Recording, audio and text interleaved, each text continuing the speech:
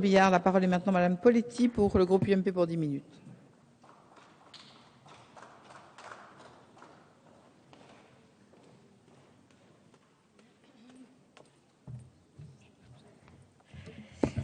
Madame la Présidente, Monsieur le Ministre, Monsieur le rapporteur, mes chers collègues, nous sommes aujourd'hui réunis pour examiner la proposition de loi de notre collègue Thierry Braillard, qui a le mérite d'être d'une simplicité biblique, d'aller droit au but et de régler un problème précis et bien connu des avocats. En effet, mon cher collègue, vous vous attaquez au problème des délais de jugement du Conseil des prud'hommes quand il est saisi d'une demande de qualification d'une prise d'acte de rupture de contrat de travail par un salarié pour des faits qu'il reproche à son employeur. Vous l'avez dit, l'acte de rupture du contrat par le salarié suite à un manquement présumé de l'employeur peut être envisagé à tout moment par le salarié. La jurisprudence définit les motifs qui justifient le recours à cette procédure de rupture originale, soit les cas de harcèlement ou discrimination commis par l'employeur, de non-paiement des salaires, de modification du contrat de travail sans l'accord du salarié ou encore bien sûr de violences commises sur le lieu de travail. La prise d'acte est une réponse d'urgence qui permet au salarié de quitter son lieu de travail quand les conditions n'y sont plus tenables. Toutefois, à l'immédiateté du départ succède la longueur de la procédure de saisine du Conseil des prud'hommes, auquel il revient de qualifier ensuite la prise d'acte en démission ou en licenciement. Cela a été dit en commission, les délais pratiqués actuellement par les prud'hommes sont insupportables, comme malheureusement dans de nombreuses juridictions. Dans votre exposé des motifs, vous mentionnez une moyenne de 10 mois, 16 mois en région parisienne.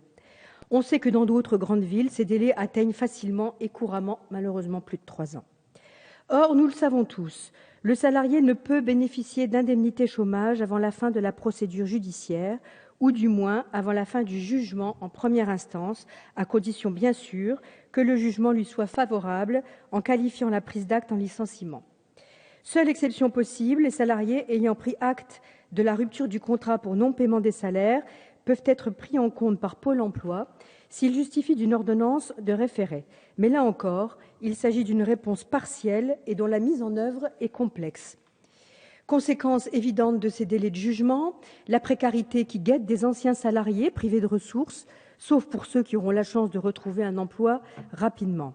Or, la situation de l'emploi restant catastrophique, en dépit de la folle promesse de l'inversion de la courbe du chômage et des efforts désordonnés du ministre du Travail, il est heureux que Thierry Braillard soumette ce sujet à notre réflexion commune. Vous m'écoutez comme ça, Monsieur le ministre du Travail.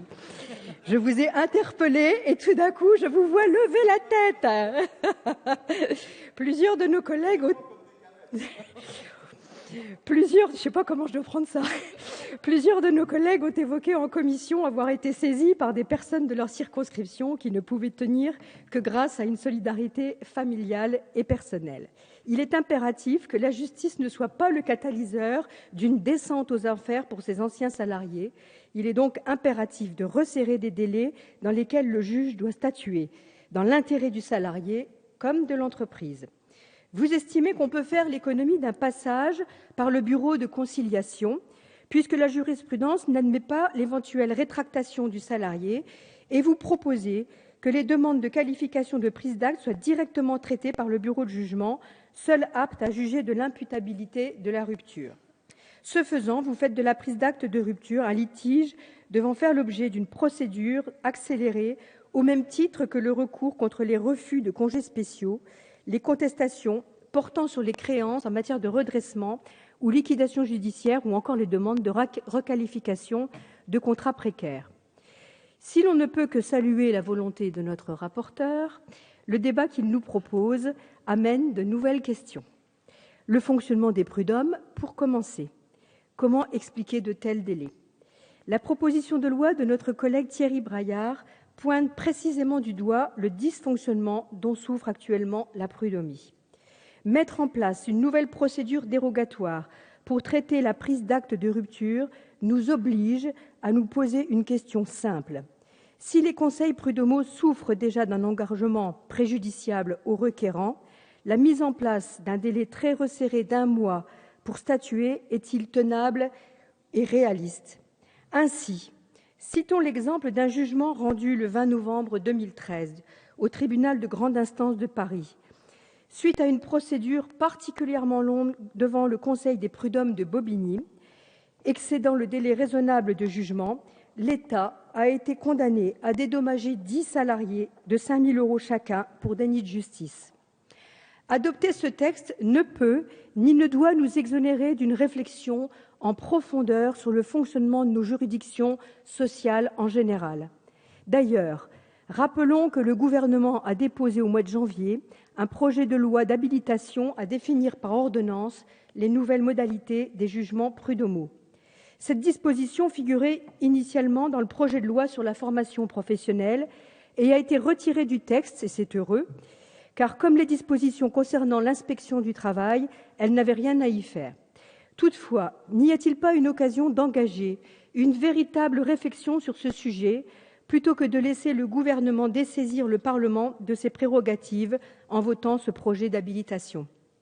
Deuxième question ou réflexion. Cette proposition de loi constitue une avancée pour les salariés, mais aussi pour les employeurs. Pour une entreprise, en particulier pour une petite structure, le départ inopiné d'un salarié, à l'occasion duquel il faut provisionner des indemnités, alors qu'il faut aussi le remplacer, pose un certain nombre de problèmes. Un jugement et une clarification rapide de la situation sont bénéfiques pour les deux parties. Néanmoins, alors que l'étape de la conciliation est ici supprimée, ne serait-il pas légitime de prévoir une disposition complémentaire en vue d'informer l'employeur des griefs qui lui sont reprochés par le salarié qui prend acte de la rupture de son contrat au moment de l'envoi par le salarié du courrier de prise d'acte? Ce qui semble indispensable du fait des délais resserrés afin de laisser le temps à l'employeur de préparer sa défense. C'est ce que je propose par voie d'amendement. Troisième observation, la notion de prise d'acte de rupture du contrat de travail est définie par la jurisprudence de la Cour de cassation, mais n'est pas inscrite dans le Code du travail. Ne conviendrait-il pas de fixer dans la loi les principaux éléments de jurisprudence afin d'encadrer légalement la prise d'acte? Je vous proposerai d'ailleurs de franchir un premier pas en ce sens en soumettant à votre examen un amendement procédant à cette démarche. Le groupe UMP est donc dans l'attente du débat que nous allons avoir ensemble. Je vous remercie. Merci Madame Poletti.